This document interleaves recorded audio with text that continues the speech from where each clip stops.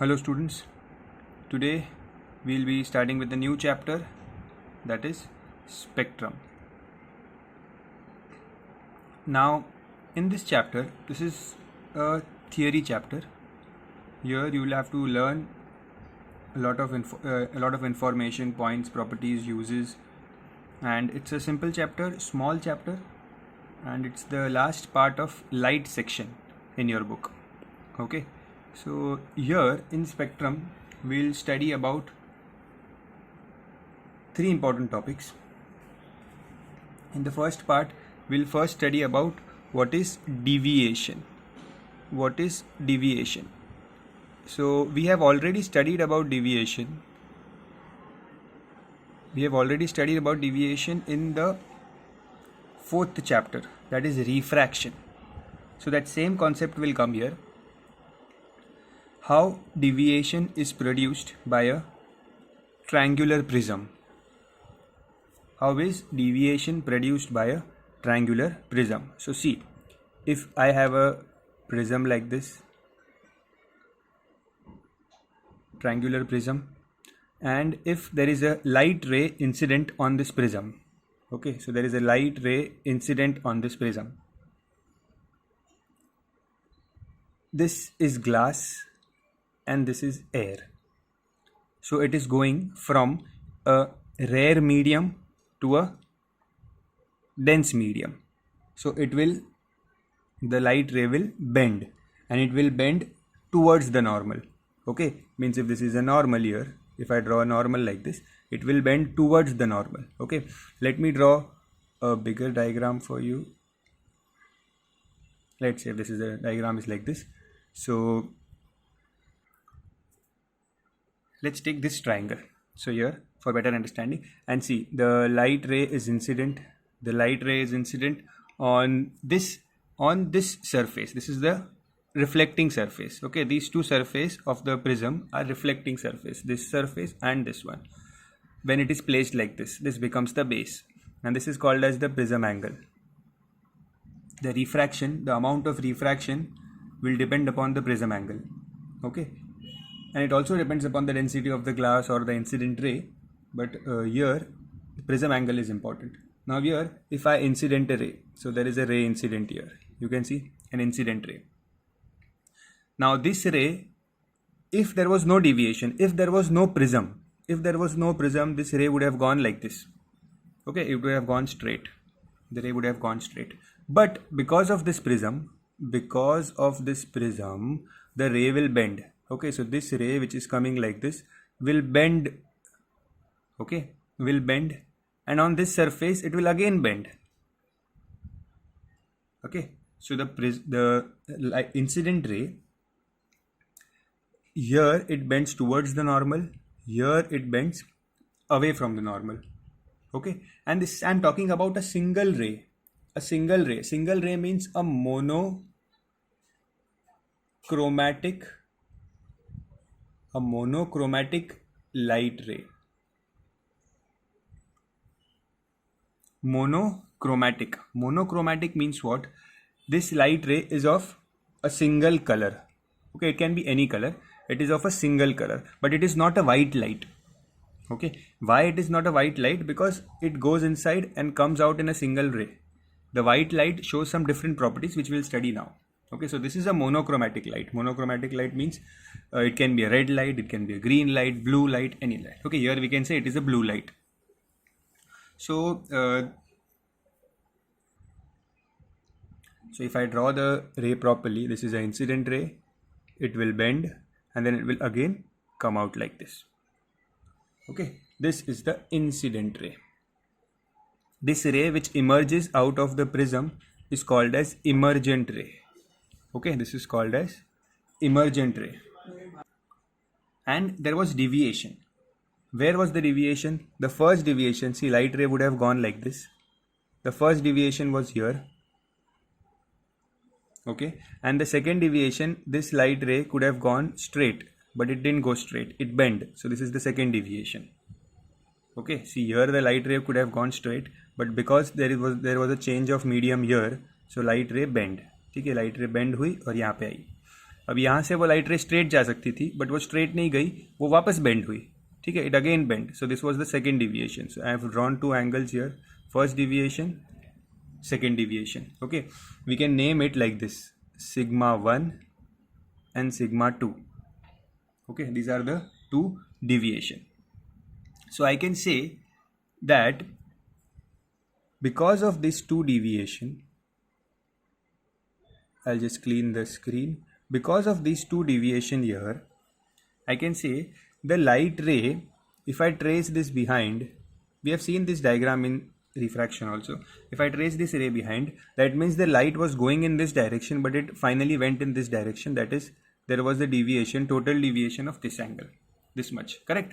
ऐसे जा रही थी लाइट रे और टर्न ले लिया ये डायरेक्शन में, मीन्स इतना डिविएशन हुआ. This was the total deviation. This is denoted by sigma. Okay, so what is sigma? Sigma is the first small deviation plus the second small deviation. Okay, so this was the first deviation. Here there was second deviation. इन दोनों deviation को add करेंगे तो हमें total sigma मिलता है. Okay, now this was about a monochromatic light.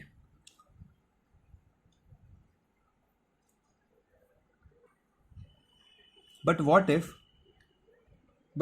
on what factor does this deviation depend? What if here I had considered that this was a blue light? Okay, what if instead of blue light I use a red light? Will there be any difference in the deviation? Yes. If I use a green light, if I use a violet light, indigo light, if I change the color, the amount of deviation which I get will change. Why it will change? Because different colors of light,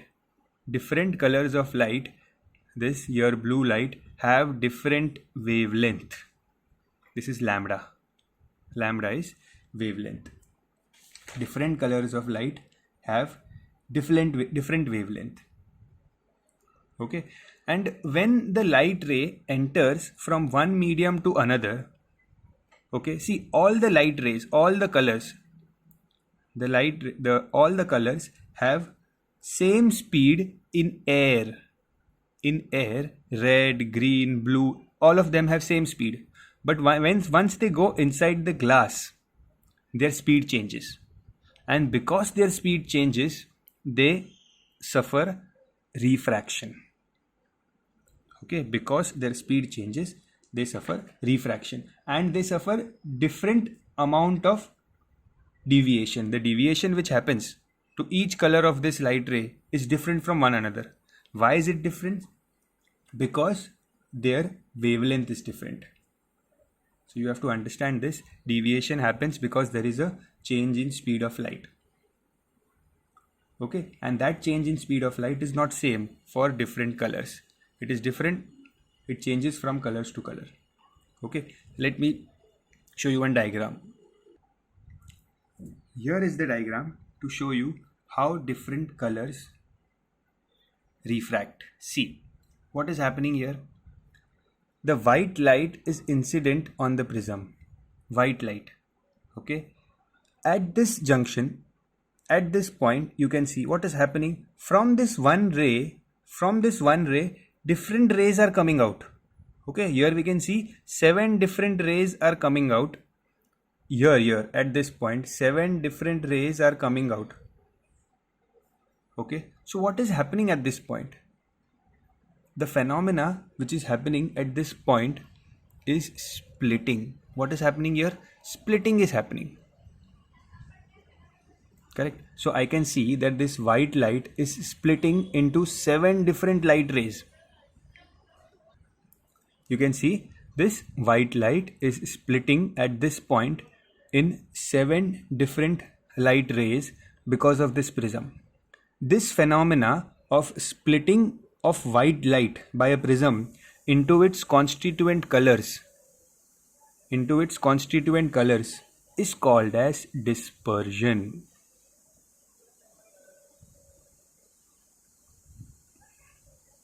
Is called as dispersion. This is the phenomena we are studying here.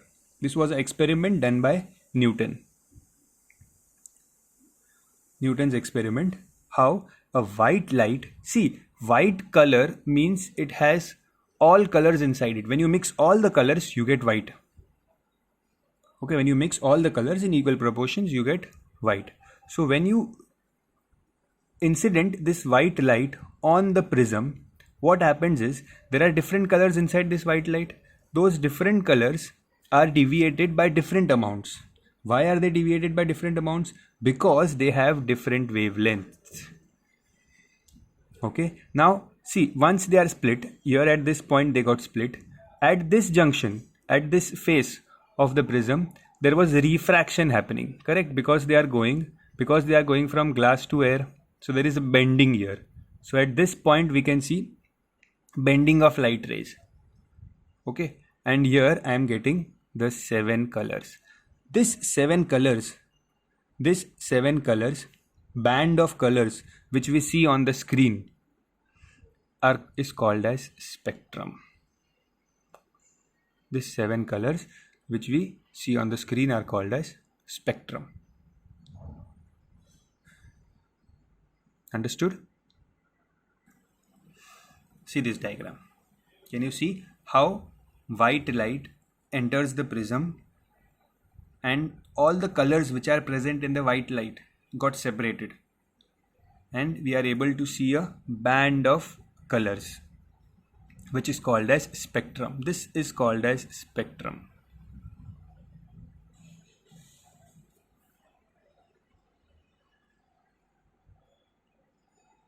Okay.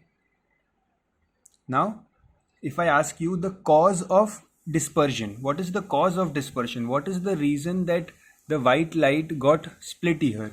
So the reason is the change in speed of light. What is the reason? Again, I am repeating, the change in speed of light. Okay, and why? With wavelength. The change in speed of light with wavelength is the reason. Okay, the change in speed of light with wavelength. When the white light enters the first surface of the prism, light of different colors which is present inside the white light gets deviated through different angles towards the base of the prism. Okay, they deviate to different angles. Now if I observe the colors, you can see the red color is here and the violet is here. So if I see the deviation, violet is deviated the most and red is deviated the least. Correct, red ऊपर है मतलब सबसे कम deviate हुआ है और violet सबसे ज़्यादा deviate हुआ है, वायलेट नीचे है. Okay, so what is the relation between this deviation and the wavelength? Let me show you. Let us see here how dispersion takes place. See, the light ray from the point, here we have a prism and the white screen on which we will see the spectrum. So see, what we have done here is sunlight is entering, we have kept a cardboard here and made a hole there so that only one beam of light, to get a beam of white light which enters the prism. So this beam of white light enters the prism and you see, as soon as it reaches the reflecting surface of the prism, what is happening here? You can see at this point there is a splitting of white light into its constituent colors.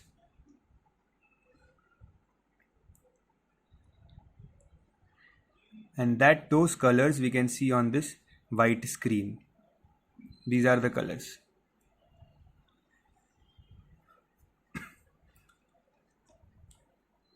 Red, orange, yellow, green, blue, indigo and violet. The red color is deviated the least and the violet color is deviated the most. If you see this diagram, it shows the different angles of deviation. See, the light ray which was coming could have gone straight in this direction. This dotted line shows the straight direction, but it got bent. Okay, अब जो bend हुआ है उसमें you will see that this red light का ये bend का angle है इतना, orange और ज़्यादा है, then green further increased, blue, then last is violet. You see the angle of deviation of violet light is the highest among all the colors.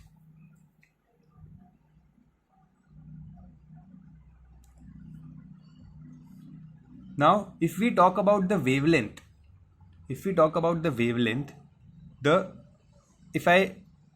we use the short form to remember these colors, okay, and the short form is Vibgyor in the reverse order, okay. Violet is down, then violet, indigo, blue, green, yellow, orange and red. So we remember it in the form of Vibgyor. Now, if we see the wavelength of these lights, violet has the least wavelength. Violet has the least wavelength and the wavelength of red color is maximum. So what do you observe from here?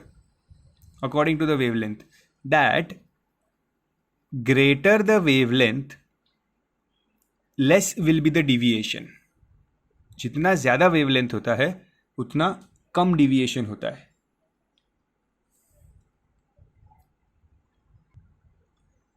Understood? See, the wavelength of the violet light is around 4000 angstrom, okay, or 400 nanometers we can say, and the wavelength of red light is 8000 angstrom.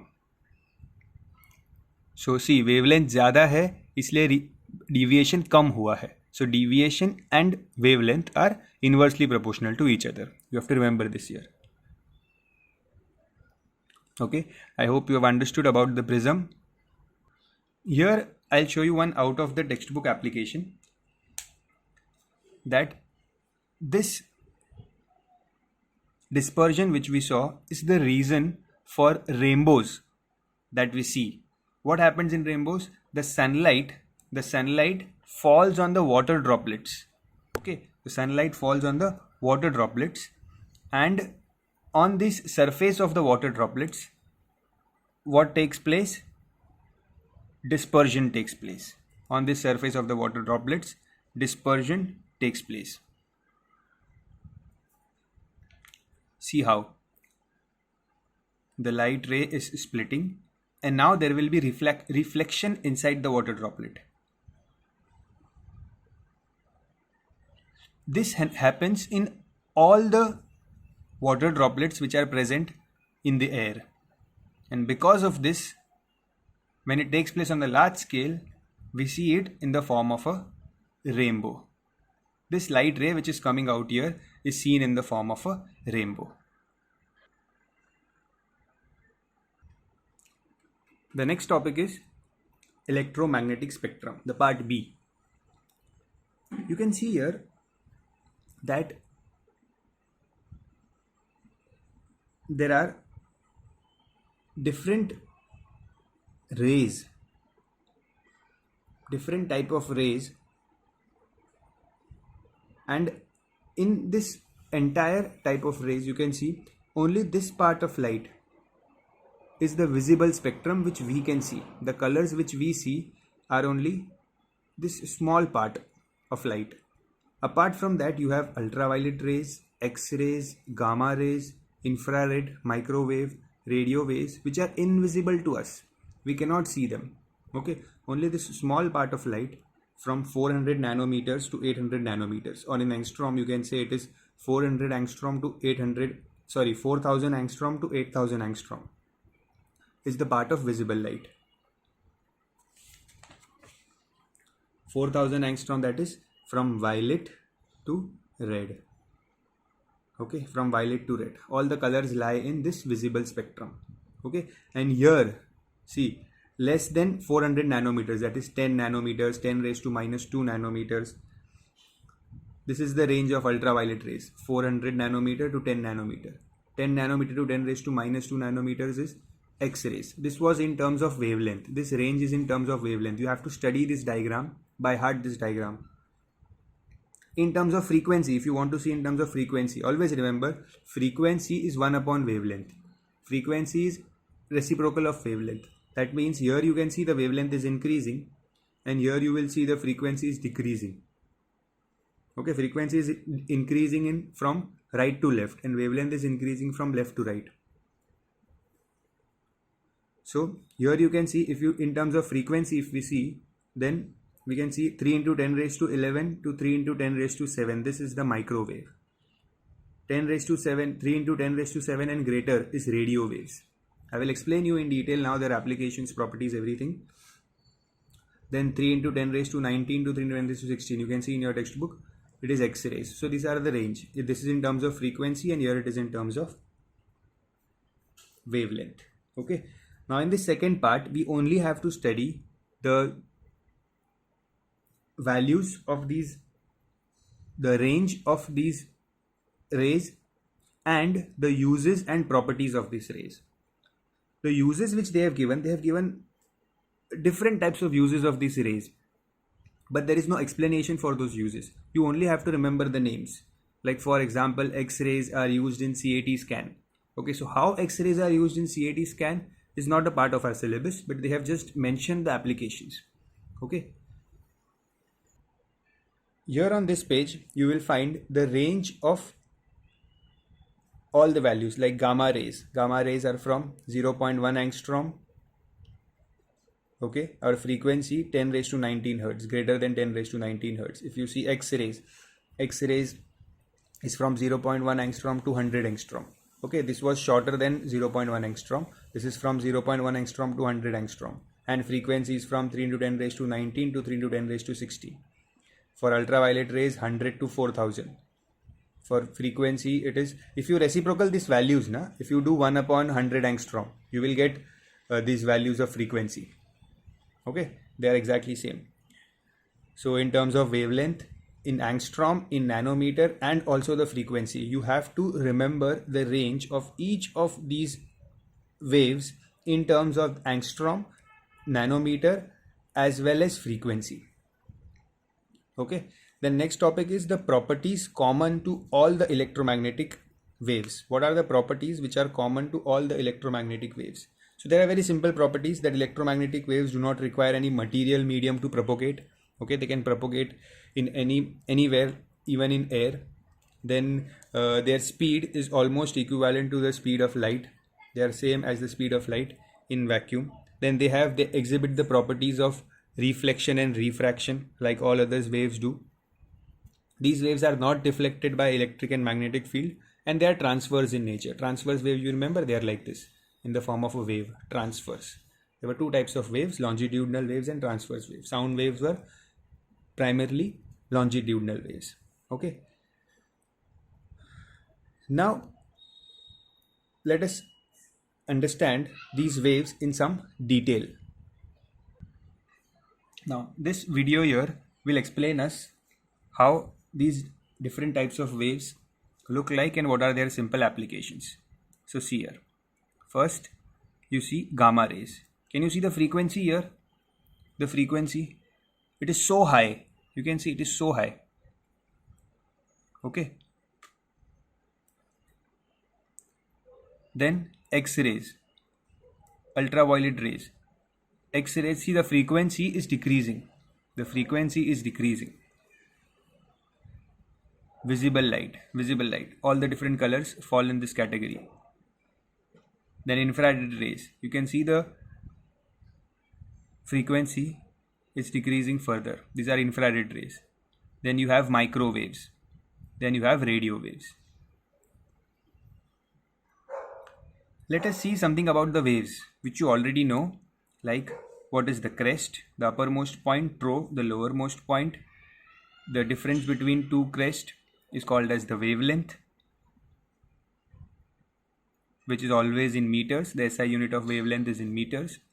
Then if the wavelength is very small, you can see the wavelength can also be in nanometers. Okay.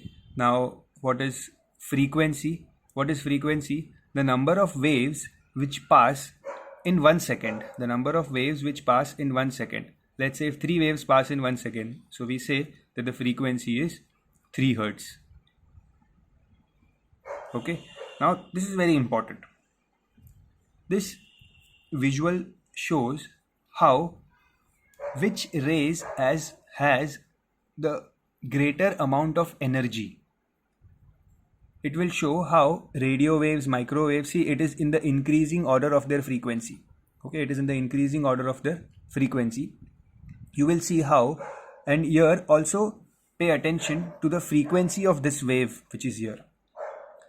As this graph will go up and as the waves will change, the type of light will change. You see the change in the wave and see how the amount of energy changes. You see the energy in radio waves is relatively less, but as it goes up the energy is increasing. You see visible light, and then when it comes to gamma rays, they have a huge amount of energy. Let me show you once again. See, gamma rays have huge amount of energy. Now this video here will show you how we are surrounded by waves all around us. We have waves all around us, but we cannot see them. Okay, see this example. Here you can see the light rays coming out of the television. These are the light rays which are coming out of the television. Okay, then they have shown new light rays which are coming out from the window. Okay, these are nothing but the radio waves which are coming inside.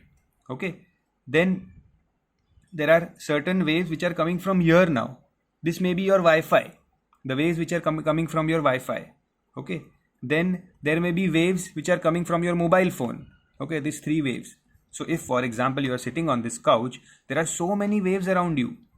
There are so many waves around you. See, you are totally surrounded by waves. But does it really happen that we can see so many waves around us? We cannot see so many waves around us. What is the reason here?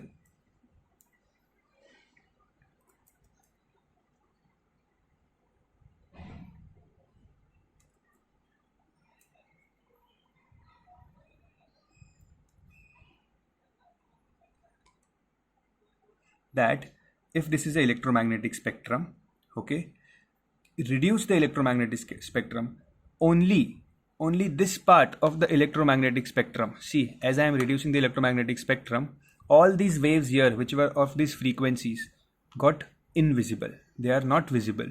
Okay, only this part of the waves, this part of the spectrum is visible, which is coming from the TV. Only that part is visible. This is visible light. All these light here, these 2 frequencies are not visible to us. See this is visible light. This is how ultraviolet rays, which are found in outer space, UV rays come in. Examples of X-rays. X-rays are also have different applications, medical applications. So back to the textbook, we can see we have gamma rays. You have the sources of gamma rays. Then you have the properties. These are the uses of gamma rays. What are the uses of gamma rays? Gamma rays are used in medical science to kill cancer cells in radiotherapy. Okay, gamma rays are very powerful, but they are used inside our body to kill the cancer cells. They are targeted towards the cancer cells. They are very harmful, but they are not allowed to touch any other part of the body. They are only targeted on the cancer cells, and hence they kill them. Okay, then X-rays. They have given the range once again. Okay, and X-rays are used in CAT scans to study our bones, our teeth. Okay, you have to remember. See, in the syllabus they have given only 2 topics. That is, you need to know the properties of ultraviolet rays and infrared rays in detail. Properties, detection and sources. Okay, so other properties also you must read them. They can come as objectives, but ultraviolet rays and infrared rays are most important. I'll give you the markings here, which part is important. So the UV rays which comes primarily from the sun. Sun is the source of ultraviolet rays. Okay, then the but a large fraction of it is absorbed by the ozone layer in the upper atmosphere, which protects us from this effect. So this UV rays are the direct exposure of UV rays is very harmful, but the nature filters it. The ozone layer filters the UV rays from these harmful radiations. Now these rays are chemically very active. They are more active than the visible light. We can study them on photographic plates. Okay, now there are some general properties of ultraviolet rays. So the important properties are that they travel in straight line with the speed of light. Okay, they obey the law of reflection. Then the screen, they provide a fluorescence on the screen of zinc sulfide screen. This is a special type of screen used in laboratories for experiment purpose.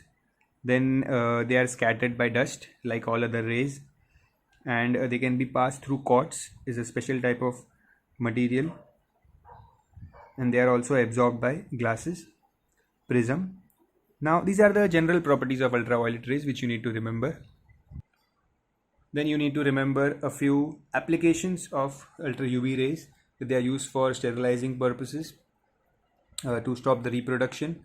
Then we get vitamin D, we know, from the sun rays, and also for purity, to check the purity of eggs or gems or ghee. Then the visible light is very self-explanatory. It's very simple. Then comes infrared rays. Next is the infrared radiations. They have given the range and first detected by William Herschel. Now these infrared rays are also called as heat radiations. Okay, when they have shown a small experiment here that if a thermometer having its bulb blackened is moved, thermometer having its bulb blackened, thermometer is used for heat and blackened to absorb heat. Okay, to absorb more heat. And if you move this thermometer through the spectrum, मतलब वो जो spectrum है ना light की race का, different light rays के यहाँ से पास करेंगे थर्मोमीटर को, you will observe that as the red light, as the visible spectrum ends, okay, like here. So here you see, if you move the thermometer from here, okay, when you pass the thermometer from visible light, there is a small rise in temperature. But as soon as you pass the thermometer from this line, it crosses 800 nanometers. The thermometer, let's say this is a thermometer, it crosses 800 nanometers, it enters this range, you will see a sudden rise in temperature. So because the radiations which emit from these rays is very high, they are heat radiations. So that is why they are called as infrared rays. Infrared because it is beyond red. It is beyond red and they have a lot of amount of heat in them. Okay, they are called as infrared. There is this instrument thermopile which is used to detect these heat radiations which are a part of infrared rays. Then sources of infrared radiations are hot objects, okay, like fire, flame, iron ball. These are all sources of infrared radiations. Then properties of infrared radiations, again few properties are same, like they travel in straight line, they obey the law of reflection, okay. Then a burning glass focuses on more energetic infrared radiations obtained from the sun. You can see, you might have heard of this experiment that if you keep a convex lens above a paper, and if sun rays fall on that convex lens, the paper below the lens will burn. Okay, just say for example, for example, if there are sun rays coming, okay, and if you keep a convex lens here and there is a paper kept, so these rays which are coming from the sun will fall on this convex lens and they will converge. So all the radiation, the heat radiations will converge and it will burn this paper here. Okay, this is because the rays from the sun, it also has some infrared radiations which have heat in them. Okay. now they are absorbed by glasses, they have heating properties, they are less scattered. Everything else remains the same. Then the greenhouse gases, they absorb infrared radiations. Okay, now what are the uses of infrared radiations? They are used in therapeutic purposes for doctors. Doctors use infrared radiations as medical equipments. Then the remote controls of our televisions, gadgets, air conditioner, they use infrared radiations. Then they are used as signals during the war, as they are not visible and they are not much absorbed by any medium. So for long distances you can use this infrared radiations because they are not absorbed by any medium. So they are used in war. Then they are used in photography. And the last two are microwaves and radio waves. They are very simple. You just need to remember their range and two applications each. Okay, this is all theory. This part is all theory. So I just gave you an overview here. This was the B part. You can also study this. You need to study this comparison between the ultraviolet rays, visible radiation, and infrared rays. Ultraviolet and infrared are very important. Visible radiations is compared here to with both of them, because we are very well aware of the visible radiations, but UV rays and infrared rays are also very important. They are part of syllabus and you need to compare them with both of them. Now this was about the second part of spectrum chapter. The third part is very interesting. It is about how scattering takes place and how certain phenomena, natural phenomena, like why sky is blue or why during sunset the color of the sky changes, why the clouds are white, why the sky is black during night. Those phenomena which we know happen around us, but do we know the science behind it? So we will understand them in the part 3 of this chapter. So this was the part 1 and 2. I hope you have understood. Read the chapter properly. That's it for today. Thank you.